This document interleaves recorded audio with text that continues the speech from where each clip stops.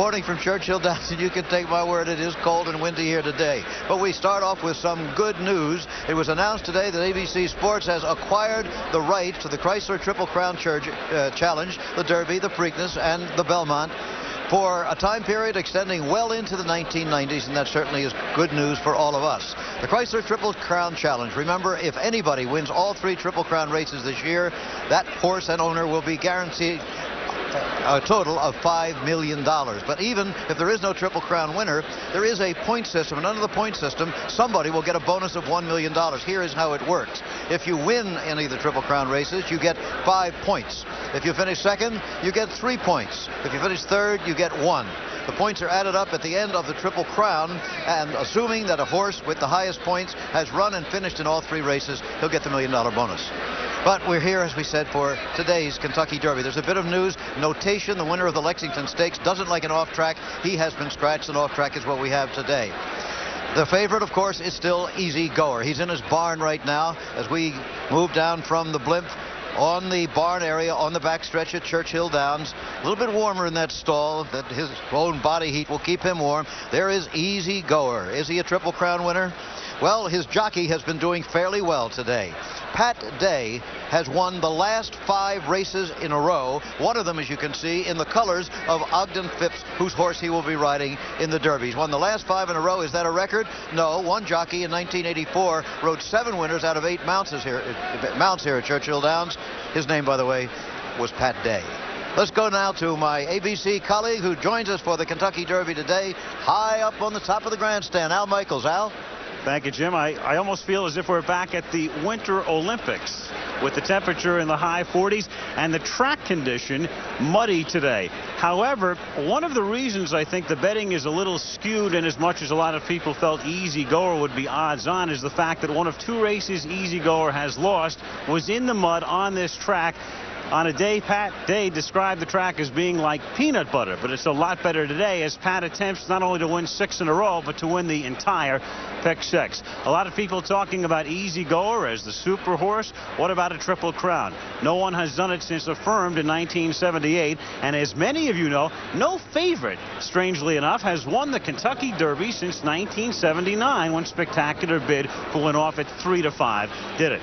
Some of the particulars now for this, the 115th running. The total purse is nearly $750,000, so with the winner's share close to $600,000. They'll go a mile and a quarter. None of these horses has ever gone that far. The track condition for the first time in 31 years since Tim Tam won in 1958 is muddy. It's 45 degrees and feels colder because the wind is out of the northwest at 15 miles per hour, and we have had intermittent showers throughout the day, and that's the forecast for the remainder of the day. Now the odds. These are not the post positions, but the program and saddlecloth colors on the left. The entry of Shy Tom and Houston, trained by Wayne Lucas. Houston, of course, is the key horse there, 4-1. Awe-inspiring and Easy Goer are now even money. They have just dropped from 6-5 to even money. Clever Trevor, a long shot at 35-1. Big price on Flying Continental at 70-1. And as we continue on, Western Playboy getting some action. Won the Jim Beam and Bluegrass Stakes in April at 8-1. Hawkster a long shot. So is Dancel, Faultless Ensign, Triple Buck. You'll get a big price on those horses. You've got the second choice, number 10, the Charlie Whittingham trained Sunday Silence, who looked so brilliant in the Santa Anita Derby. He's 3-1. The late closing Irish Actor at 35-1. In the field, notation was scratched, so Wind Splitter and Northern Wolf comprise the field. Bet 1, get them both at 30-1. Now here are the post positions. Clever Trevor breaks from the number 1 hole. Then Flying Continental and down the line Western Playboy, Hawkster. You can see the entry coming out together from 5 and 6 Shy Tom and Houston. And continuing on, Dancel and Faultless Ensign, Triple Buck, Sunday Silence, Irish Actor with notation scratched. Awe-inspiring moves inside 1-12. Easy Goer, who would have broken from 14, goes to 13. Wind Splitter from 14, and Northern Wolf comes out of the auxiliary gate out of the number 15 hole. On the left, Sunday Silence, principal owner Arthur Hancock III, second choice of the Kentucky Derby. On the right, the favorite, Easy Goer, his owner Ogden Phipps, and thereby hangs a tale, because 2 of racing's great families are intimately involved in today's race, the Phippses of New York and the Hancocks of Kentucky. Ogden Phipps, the owner of Easy Goer, keeps his mares at the Hancock's Claiborne Farm and is a trusted advisor to the family. But Arthur Hancock, the principal owner of Sunday Silence, broke away from the family farm some years ago, so in a sense, it's Hancock against Hancock today. The field for the 115th Kentucky Derby, number 1, Shy Tom, ridden by Chris Antley. Number 1A. His stablemate Houston, a Maryland bred. Only one Maryland bred Kawhi King has ever won the Derby, ridden by Lafitte Pinkai Jr., the strongest rider perhaps in the world physically. Number 2, Awe-Inspiring, ridden by Craig Perrette, owned by Ogden Mills, better known as Denny Phipps, trained by Shug McGahee, and then his stablemate, number 2B, Easy Goer, owned by the father, Ogden Phipps, ridden by Pat Day, going for his 6th win in a row in this race. He won 5 races in a row today. Number 3, Clever Trevor, from Oklahoma, trained by Donnie K. Van Hemel, ridden by Don Pettinger.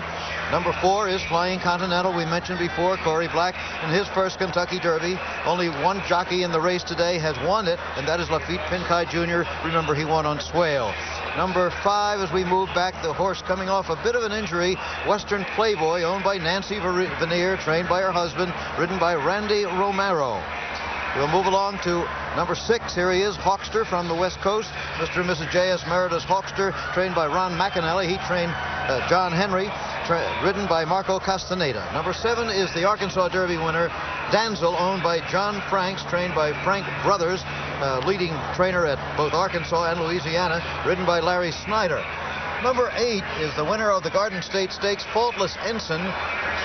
His owner owns a truck dealership in Pennsylvania. He's trained by Ben Perkins Jr., ridden by Krista Carlo.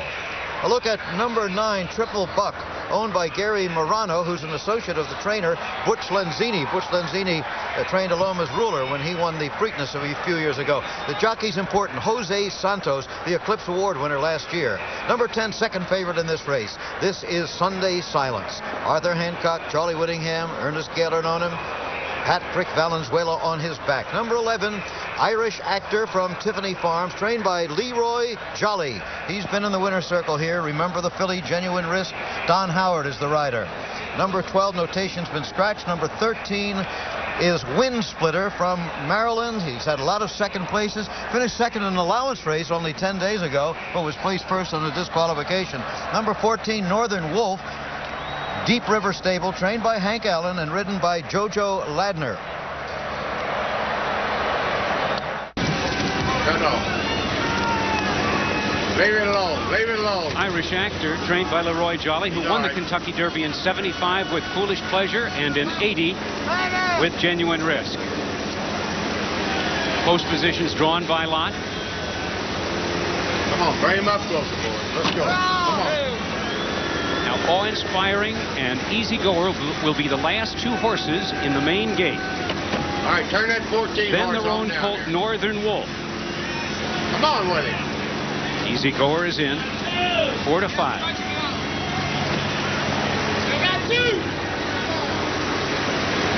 And the 2 field horses, Wind Splitter and Northern Wolf.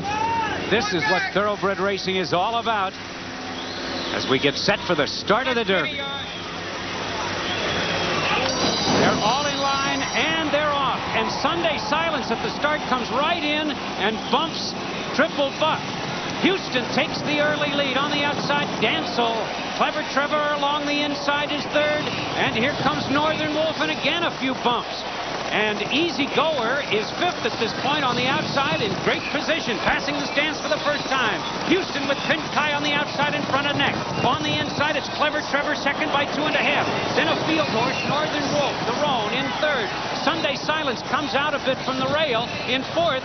And Pat Valenzuela looks over his shoulder and sees that it's Pat Day in 5th on the outside with the favorite Easy Goer. Danzel with Snyder is 6th. Flying Continental is 7th. Wind Splitter is 8th. Irish Actor is 9th. Triple Buck on the outside 10th. Awe-Inspiring 11th. Shy Tom is 12th. Western Playboy is 13th. On the outside, Faultless Ensign is 14th. Hawkster at the back of the pack is 15th and last. And about 18 lengths separate the entire field. The first half mile in 46 3/5 seconds. And Houston, trained by Dwayne Lucas, winging it on the front end. Clever Trevor, the Oklahoma bred, at the rail is second. On the outside, Northern Wolf up close third. Then a gap of 2.5, and Sunday Silence is fourth. Dancel is fifth, and the favorite Easy Goer is sixth on the outside. Awe-Inspiring, his stablemate, is alongside and charging up, and now alongside Easy Goer. Then comes Triple Buck and Flying Continental. It's still Houston in front by 3 parts of a length. Northern Wolf second. Here comes Sunday Silence on the outside. The entry of Easy Goer and Awe-Inspiring next as they straighten away in the stretch. Sunday Silence with Pat Valenzuela comes over, has little contact with Northern Wolf. On the inside, Houston is dropping out of it. Dancel is still tough.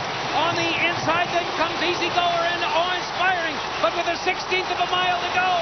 And here comes Sunday Silence through the stretch, coming to the finish of the Derby. Sunday Silence wins this Derby by 2 lengths. It's a photograph between Easy Goer and on the outside, Awe-Inspiring.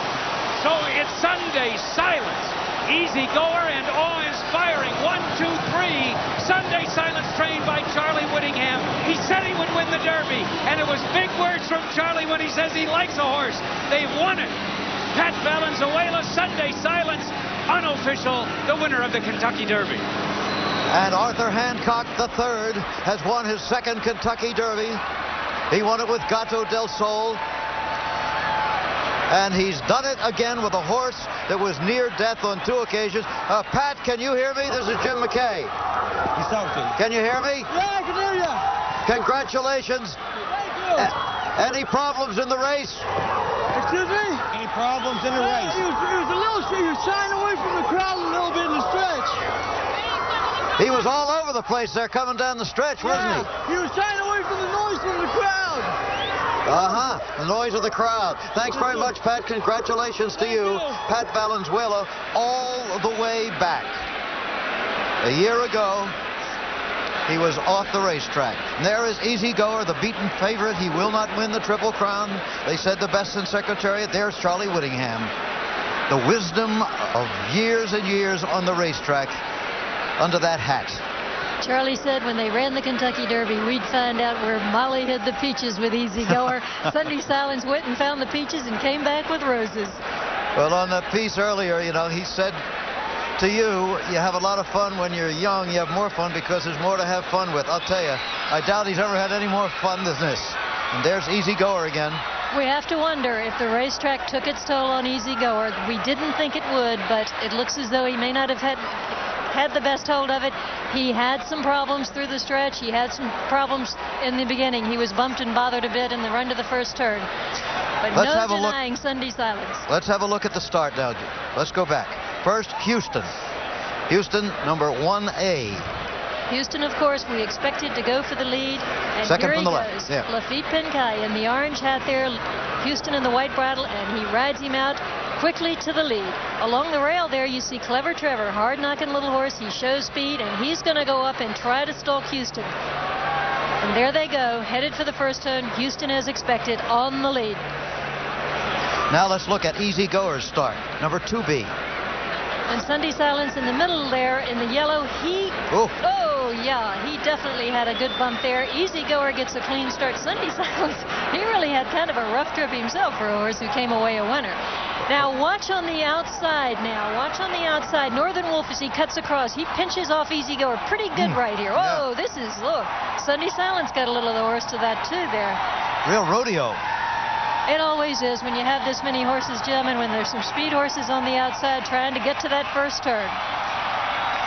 Now here they are. Houston has been setting some reasonably comfortable fractions, and Sunday Silence is making his move. But right here, Easy Goer, see him back there in the red hat. He's a little bit crowded, but he's not going like you'd think a winner would, a heavy even money favorite. They turn for home. Houston's been taken the measure of, and here comes Sunday Silence. But then he begins his zigzag through the stretch. As Pat Valenzuela said, he was ducking from this and ducking from that, but apparently the crowd bothered him on the start when they had that great roar, and then Pat said they bothered him in the stretch. Well, he's his first start of his life. He lost because he was a little green in a few other races. He's had a few problems. He's still a pretty lightly raced colt with a lot of future, but certainly a colt, as Charlie said, he's the best he's had, and he proved it today. Wonder how fast he'll run if he runs straight.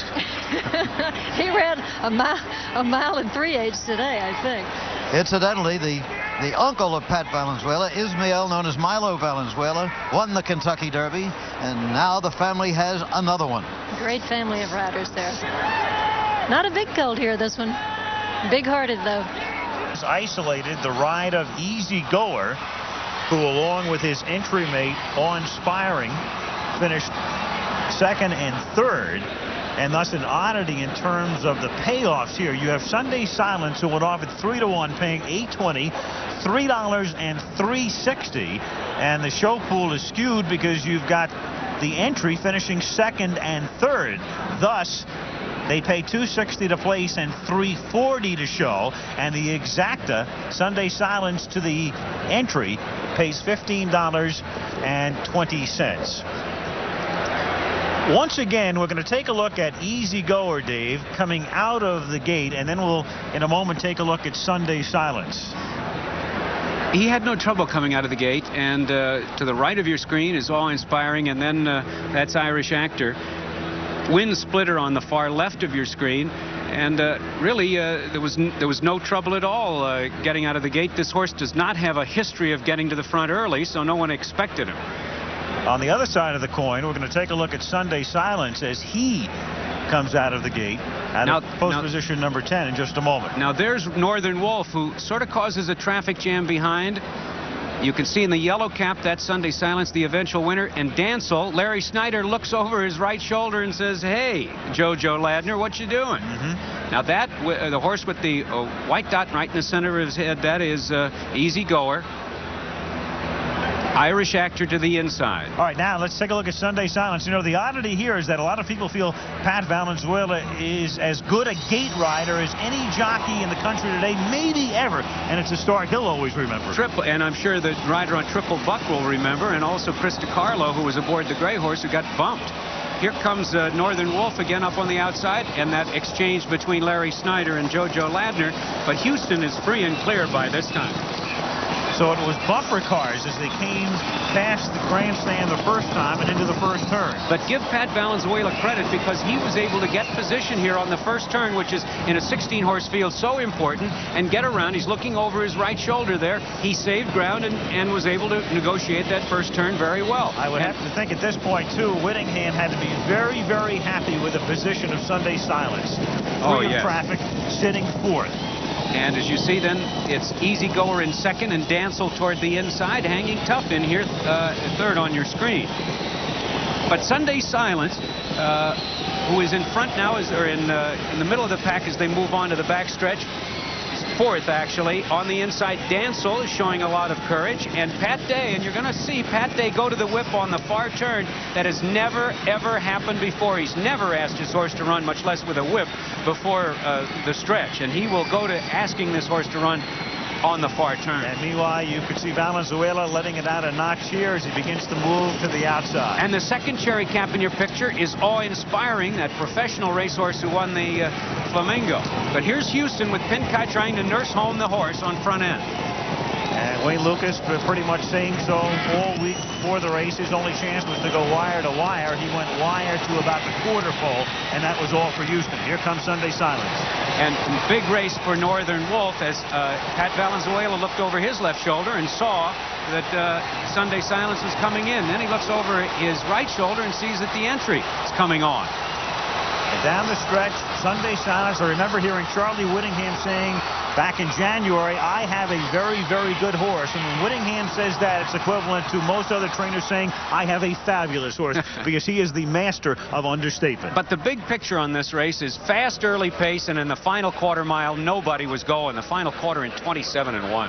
So Sunday Silence, who wins the Santa Anita Derby with the thermometer close to 100 degrees, comes back 4 weeks later and wins the Kentucky Derby with a temperature of about 45. And now the Santa Anita Derby has produced the last two winners of the Kentucky Derby, Winning Colors last year and now Sunday Silence. And now the final order of finish. Sunday Silence, again, Easy Goer and Awe-Inspiring running as an entry, getting second and third money. Dancel coming on to finish fourth. Hawkster finishes fifth.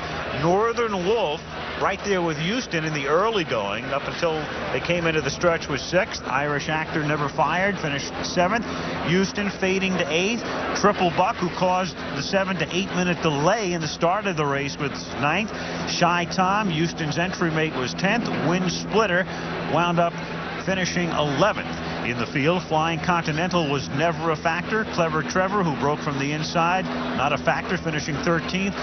Faultless Ensign and Western Playboy, who had the 2 victories in April, finishes dead last. So the story of the 115th Kentucky Derby. Once again, let's go to Jim McKay. All right, Al, thanks very much. Here we are in the winner's stand with Tom Meeker, the president of Churchill Downs. Tom, we've had the last 4 winners of the Derby come from the West Coast. Ferdinand, Ali Sheba winning colors, and now Sunday Silence. Well, I wish some of the weather had come in from the West Coast. This has been a real unusual day, and it had a great race. And I was very, very pleased with the race. It was an unusual situation, what with the loss of the shoe. It gives me great pleasure to introduce the governor of the Commonwealth of Kentucky, Wallace Wilkinson. Jim, how are you? We're all winners in Kentucky today. What a beautiful race. I tell you, it was just incredible.